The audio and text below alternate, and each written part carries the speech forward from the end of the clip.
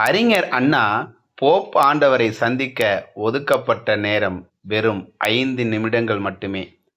அகிம்சா மூர்த்தி காந்தி பிறந்த இந்திய தேசத்தின் கடைக்கோடி மாநிலமாம் தமிழ்நாட்டின் முதல்வர் நான் என்று பேசத் தொடங்கிய அண்ணா, தமிழர்களின் பண்பாடு, மனிதநேயம், சமத்துவ சிந்தனை எல்லாவற்றையும் அந்த 5 நிமிடத்தில் அடக்கினார். பேச்சை கேட்ட போப்பாண்டவர் சொன்னார், அருமையாக பேசுகிறீர்கள், தொடர்ந்து பேசுங்கள். அண்ணா பேசினார். 5 நிமிடம் அல்ல, 55 நிமிடம். பேச்சில் சொக்கிப் போன போப்பாண்டவர், உங்களுக்கு என்ன பரிசு வேண்டும் என்று கேட்டார்.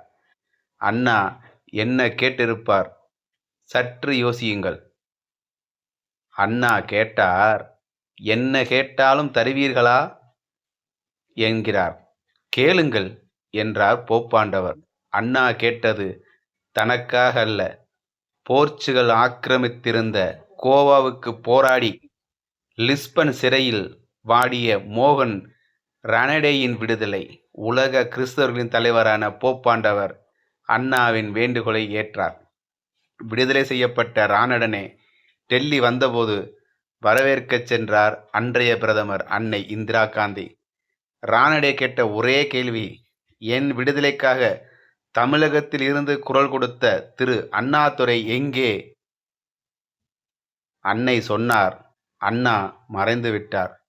உடைந்த ரானாடே சொன்னார், நான் முதலில் செல்ல வேண்டிய இடம் கோவா அல்ல, அண்ணாவின் சமாதி. அண்ணா துயில் கொள்ளும் மெரினாவில் அழுது புரண்டான் ரானடே. போப்பாண்டவரிடம் தனக்கென எதுவும் கேட்காமல் ஒரு போராளியின் விடுதலை கேட்ட மனிதநேயர் மாந்தர் யார் தெரியுமா? நம் பேரறிஞர் அறிஞர் அண்ணா.